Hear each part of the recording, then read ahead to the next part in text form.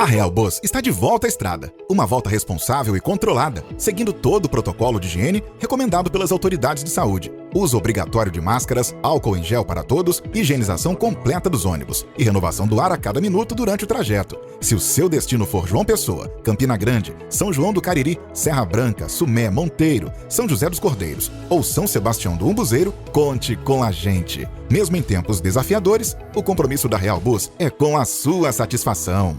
Olá, telespectador do Opção para a Vida. Outra vez estamos juntos nessa belíssima manhã de quinta-feira, hoje 18 de março. E vocês devem estar lembrados, nós estamos ministrando um estudo exegético realizado em nossa igreja sobre o Salmo 23. Hoje ouviremos mais uma parte deste salmo e hoje você deve estar lembrado que nós estamos ainda em lockdown. Precisamos de orar muito para que a igreja ela possa abrir as suas portas e podermos ter o culto presencial. Por isso, eu peço a você que divulgue o nosso programa para que outras pessoas estejam nos assistindo, já que estamos impedidos, por conta desse decreto e dessa doença que está aí, estamos impedidos de prestarmos culto a Deus. Ainda ontem eu falei sobre a Feira da Prata, superlotada, e a vigilância sanitária, eu acredito que deveria tomar as medidas precavidas ou precauções como tomou com a igreja. Não podemos ter dois pesos e duas medidas. Fiquemos, portanto, com a nossa palavra ministrada sobre o Salmo 23.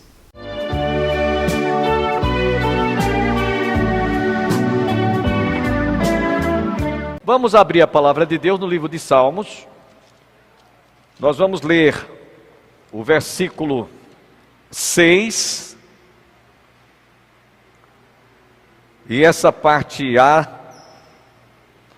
que é a penúltima palavra que nós vamos estar trazendo hoje, se não der para concluí-la, vamos ficar em pé, a gente conclui no próximo culto.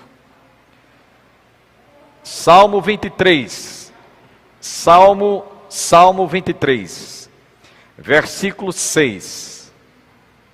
Abra sua Bíblia e acompanhe essa leitura, você que está em casa, acompanhe essa leitura conosco. Leamos: certamente que a bondade e a misericórdia me seguirão todos os dias da minha vida. Só isso aqui. Vamos repetir comigo? Certamente que a bondade e a misericórdia me seguirão todos os dias da minha vida. Amém? Podem sentar. Meus irmãos, eu tenho que antes dar aqui uma informação. Nós estamos praticamente chegando nas últimas palavras do Salmo de Davi, o Salmo 23. Praticamente seriam as considerações finais de todo esse salmo. Eu comecei a ministrar essa palavra no dia 21 de 6 de 2020. 2020.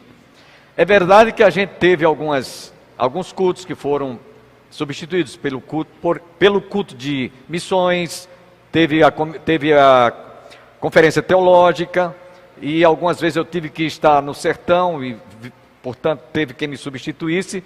Mas o fato é que só agora, passados praticamente 9 meses, é que nós estamos chegando nos últimos versículos, as últimas palavras do Salmo 23. Por quê? Nós estamos trazendo uma palavra exegética. E eu, como posso dizer, tenho sido muito edificado. No preparo destas mensagens, desses sermões, quem está sendo alimentado, no fim das contas, sou eu. E eu estou repassando para vocês aquilo que Deus me tem falado. Porque este salmo, a gente só entende as palavras do salmista Davi se a gente analisar cada frase, cada palavra, cada expressão. Porque ele disse: bondade e misericórdia me seguirão todos os dias da minha vida. É que Davi viveu certos episódios na vida dele que ele pôde desfrutar disso. E é por esta razão que essa expressão última, penúltima do nosso estudo, de nossa ministração sobre o Salmo 23, ela tem sido realmente muito clara do sentido, como veremos hoje, porque Davi disse bondade e misericórdia. E nós estamos tentando fazer aqui transmitir uma palavra aplicativa aos nossos corações. Não adianta eu falar sobre bondade hoje se não há bondade no meu coração. Aliás, a gente vai ver hoje que não tem ninguém com bondade. Ninguém é bom. Bom somente Deus. E aí a gente pode descartar eu sou bom, fulano é bonzinho. Isso não existe. A gente vai ver hoje que isso não existe. Quem é bom é Deus. Então, meus irmãos, essa palavra tem sido uma bênção para a minha vida. Quando eu vou à feira central, às vezes, tem um irmão que eu sempre faço lá daqueles fregueses que a gente sempre tem o hábito de comprar verdura e tal, tem aquelas pessoas. Então tem um senhor lá que ele se converteu alguns anos atrás, e ele chegou para mim recentemente e disse: pastor, quando é que o senhor vai terminar o Salmo 23? Eu já assisti até o meu cálice transborda, e cadê o senhor parou? Parei porque nós fizemos uma pausa para apresentar uma das nossas excursões à Terra Santa, mas a gente vai continuar. Quando é que vai continuar? Diga, aguardem. E ele certamente vai nos assistir, ou esteja até nos vendo agora, pela transmissão online. E nós vamos ler e vamos trazer esta meditação para o nosso coração. Bondade e misericórdia. Aliás, essas expressões, eu chamo a atenção dos irmãos, que há 3 palavras-chave aqui, que a gente não pode deixar de passar sem considerá-las. Primeiro é a palavra bondade. Segundo, a palavra misericórdia, que não vai dar tempo para eu falar hoje sobre misericórdia. E depois, certamente, a certeza, a convicção que Davi tinha dessas 2 prerrogativas, desses 2 adjetivos que ele desfrutava: bondade e misericórdia. O que é bondade? Qual é o conceito que você tem de bondade? O que você pensa sobre bondade? É fazer caridade? É fazer o bem ao próximo? É aqueles que são e se tornam seus inimigos, você pagar o mal que eles nos fazem com o bem? O que é bondade? A gente vai falar sobre isso. O que é misericórdia? Não vai dar tempo para falar hoje sobre misericórdia. Mas o que é misericórdia? É ter pena dos outros? É ser tolerante? O que é ser misericordioso? É você caminhar 1 milha, 2 milhas, como Jesus disse, e como se nada tivesse acontecido? É você oferecer uma face, a outra para que alguém possa bater, você ter misericórdia? O que é misericórdia? O que Davi estava querendo dizer ou citar esse adjetivo nesse salmo? Tua bondade e as tuas misericórdias certamente me seguirão todos os dias. Ele não diz alguns dias, mas ele diz todos os dias. Enquanto você existir, a bondade de Deus e a sua misericórdia me seguirão todos os dias. Não há nenhum dia, não há nenhuma hora, não há nenhum minuto, nem fração de segundo, nem um mês, nem um ano que Deus não seja bondoso e seja misericordioso para conosco. Essa é a experiência de Davi. E aí eu vou pedir que a gente viaje um pouquinho para o Velho Testamento, porque tudo que Davi falou nesse salmo ele referendava muita coisa lá do Antigo Testamento. Pense que Davi estava falando alguma coisa assim aleatoriamente, falar sobre bondade, sobre misericórdia, sem ter conhecimento, sem ter profundidade, sem ter argumentos para falar sobre isso. Davi, ele tinha demais até, a gente vai ver isso. Vamos fazer uma ligeira análise aqui, examinando a razão por que ele disse essas palavras, bondade. Nós precisamos de entender o que é o antônimo de bondade. Para que a gente entenda o que é bondade, nós temos que ver o que é o antônimo. Maldade, injustiça, ruindade, N sinônimos sobre isso. O antônimo de bondade. Quando Davi usou essas expressões, ele estava mostrando, analiticamente falando, que nós somos maus. Eu sou mau. Você que está sentado aqui, nós somos má. Temos maldade no nosso coração. Desde a queda do Éden, nós trouxemos esta estigma. Trouxemos essa doença, somos portadores deste vírus chamado pecado. Não há nada bom em nós, só há maldade. Jesus mesmo disse que é do coração do homem que procede os maus desígnios, a mentira, a falsidade, o adultério, a fornicação, a prostituição, crime, lascívia, tudo que não presta. Depois da queda, foi o que nós herdamos. É o que está no coração do homem. E Davi estava reportando isso aqui, considerando que lá no livro de Gênesis, quando Deus criou a natureza, os luminares, os oceanos, fez separação entre terra e mar, dizem todos os versículos que eu vou citar aqui, versículo 10, versículo 12, versículo 18, versículo 21, versículo 25, do primeiro capítulo, termina com essa expressão: e tudo que Deus fez,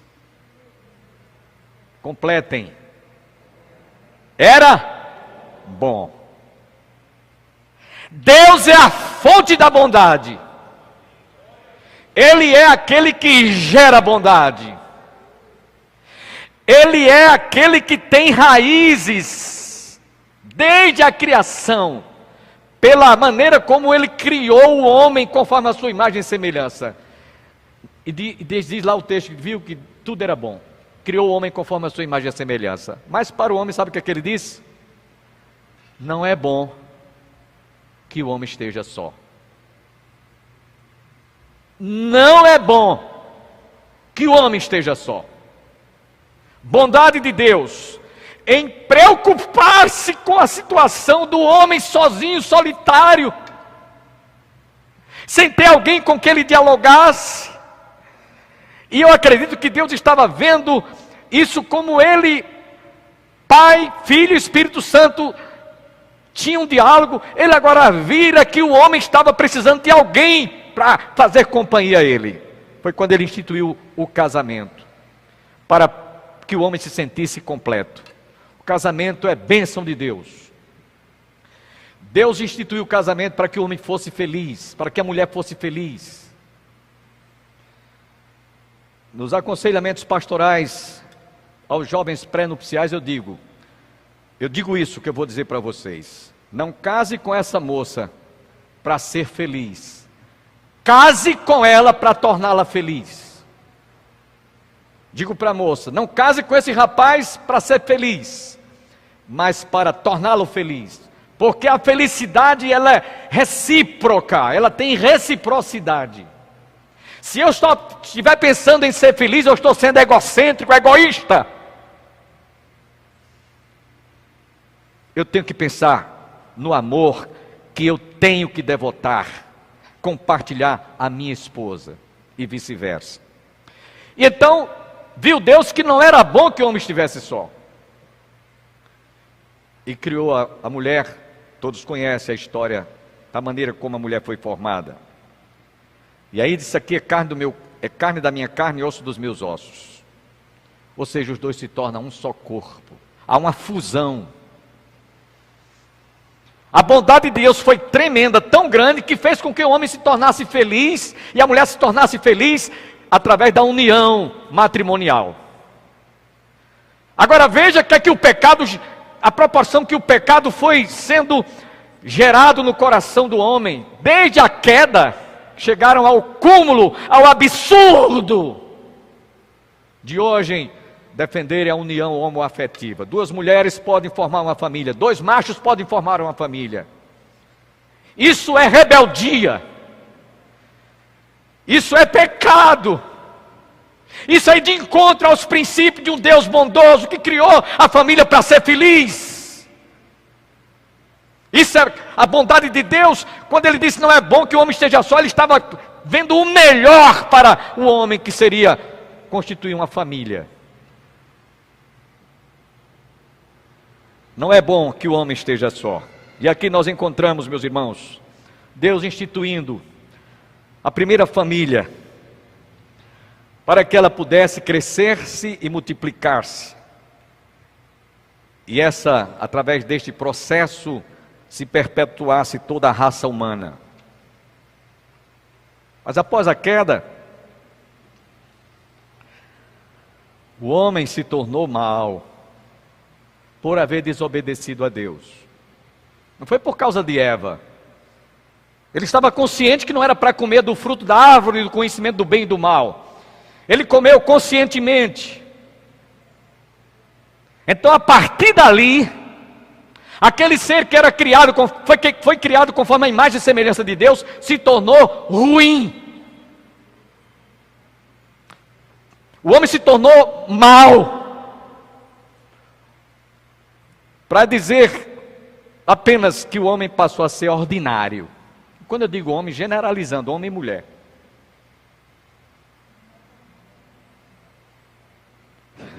Nada há bom em cima do homem nem da mulher depois da queda.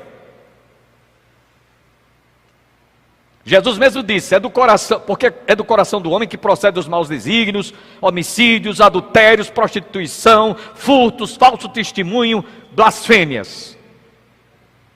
Davi não era um homem bondoso. Não pense que Davi era um homem bondoso. E por que ele disse, bondade e misericórdia me seguirão todos os dias? É porque ele era bom? Ele não era bom.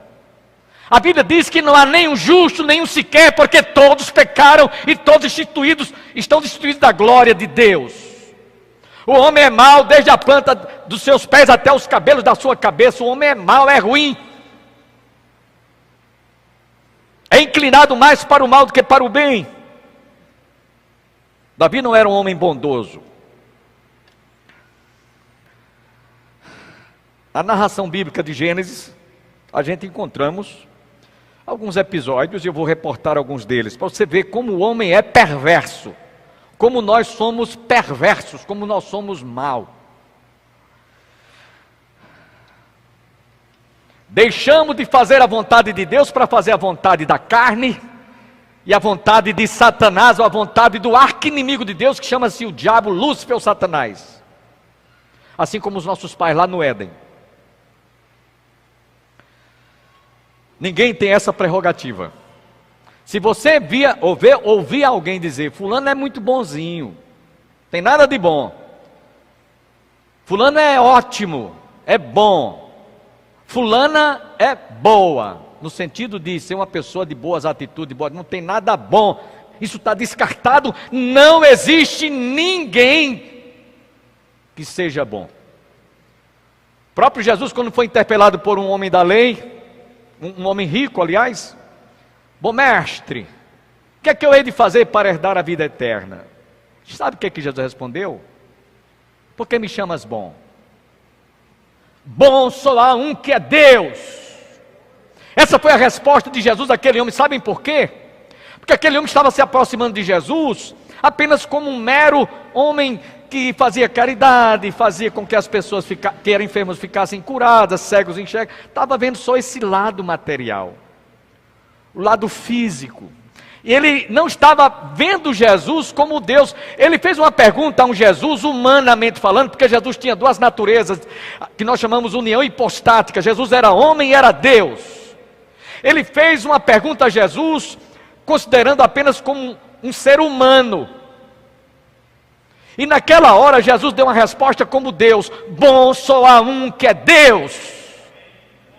Descarta isso aí.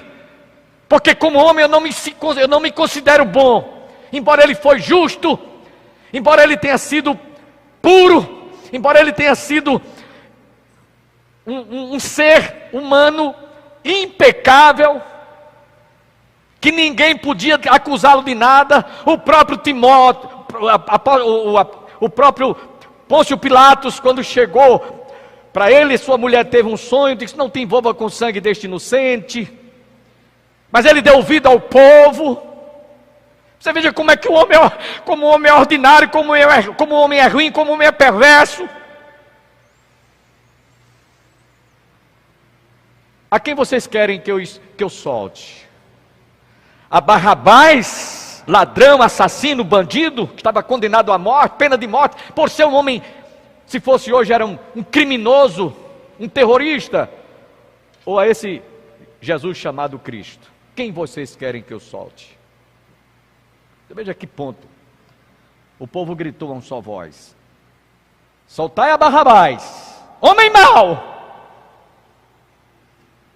E a esse Jesus, crucificam. É exatamente isso que nós somos. Nós abraçamos o erro, o pecado, aquilo que realmente não serve para a gente tirar nada, nenhuma lição boa daquilo que a gente pensa que seja. Não existe. O homem é mau. Eu vou usar aqui uma expressão bem vulgar: o homem é mala. Quando eu digo homem, estou generalizando homem e mulher. Soltai a Cristo, pode crucificá-lo. Ah, tudo bem. Então eu vou lavar as minhas mãos. Eu ia trazer hoje uma vasilhame aqui para demonstrar isso aqui para vocês, mas não precisa. Aí pegou um vasozinho com água, lavou as mãos e disse: olha, eu estou livre do sangue deste inocente. Eu não vi crime nenhum nele para que ele merecesse ser condenado. É que nós somos má mesmo. Temos maldade no nosso coração. E aí, voltando lá para Gênesis, Deus havia dito aos nossos ancestrais: crescei, multiplicai-vos, enchei e povoai a terra. Quando os nossos pais caíram, diz o texto lá em Gênesis 6,5, que Deus se arrependeu de ter feito o homem na terra. Essa expressão arrepender-se, ela seria melhor traduzida se fosse: Deus se constrangeu, Deus se entristeceu, porque Deus não se arrepende. Essa tradução, Deus se arrependeu, ela não está traduzindo o sentido real pelo qual Deus o Pai se sentiu constrangido depois da queda, da desobediência dos nossos pais. A palavra mais correta seria: Deus se entristeceu. Deus ficou sentindo profundamente como o homem não foi reconhecedor que ele era um ser bom, perfeito, mas agora estava numa desgraça chamada preso, algemado, debaixo do jugo do pecado. Então essa palavra arrependeu-se o Senhor de ter feito o homem na terra, isso lhe pesou no coração. E aí ele disse: farei desaparecer da face da terra o homem que criei, e o animal, e as aves dos céus, porque me arrependo de os haver feito. Gênesis 6, 6 e 7. Repito, essa palavra arrependimento seria melhor, mais feliz. Deus ficou triste, Deus se constrangeu. Porque Deus é bom, e a sua misericórdia dura para sempre. Passado mais algum tempo depois, A Bíblia diz que a terra estava corrompida à vista de Deus e cheia de violência. Nos primórdios da história, a terra estava assim. Eu pergunto, a diferença hoje? Vocês acham que você que está em casa acha que há alguma diferença? Que diferença existe para essa expressão? A terra estava corrompida à vista de Deus e cheia de violência, porque todo ser vivente havia corrompido o seu caminho na terra. Versos 11 e 12, de Gênesis capítulo 6. Então preste atenção. Eu poderia citar aqui uma dezena e centenas de passagens mostrando que o homem sempre foi inclinado para o mal. Nada bom em cima da gente, nada. Não se considere uma pessoa boa. Se você fizer alguma caridade, não se considere uma pessoa boa. Não se considere uma pessoa generosa, que seja generoso ou tenha generosidade.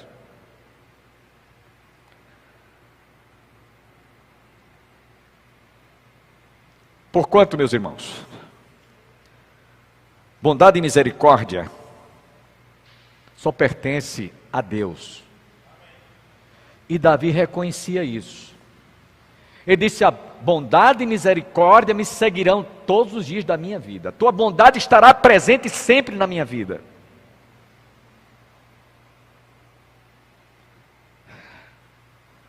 Depois, um outro episódio, um certo indivíduo chamado Nimrod, contrariando o que Deus havia programado, contrariando completamente, crescei e multiplicai-vos, enchei e povoai a terra, chegou para os seus subordinados e disse: vamos construir uma torre chamada Torre de Babel, que significa confusão, e a gente constrói aqui a nossa torre para chegarmos até aos céus. E só assim nós vamos ficar juntos, nós não vamos nos desperdiçar, nós não vamos nos separar, vamos ficar todos juntos. O Senhor disse: desçamos e confundamos a língua dos homens, para que eles cumpram aquilo para o qual eles foram criados. Crescei e multiplicai-vos, enchei e povoai a terra.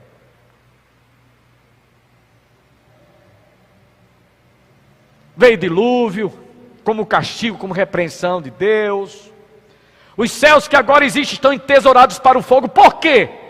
Porque o homem continua desobedecendo a Deus, o homem continua em pecado, o homem continua se distanciando mais e mais de Deus. E ele diz, Pedro diz isso lá na sua segunda carta, capítulo 3, os céus e a terra que agora existe estão entesourados para o fogo. Porque o homem não perdeu o hábito, o costume, a natureza pecaminosa de ser ruim, de ser mal. Vinde, edifiquemos para nós uma cidade, uma torre, cujo tope chegue até os céus, e nos tornemos célebre nosso nome. O que não desejamos ser espalhados por toda a terra. A Bíblia chama isso, sabe de quê? Rebeldia, contravenção, desobediência. Essa é a nossa história.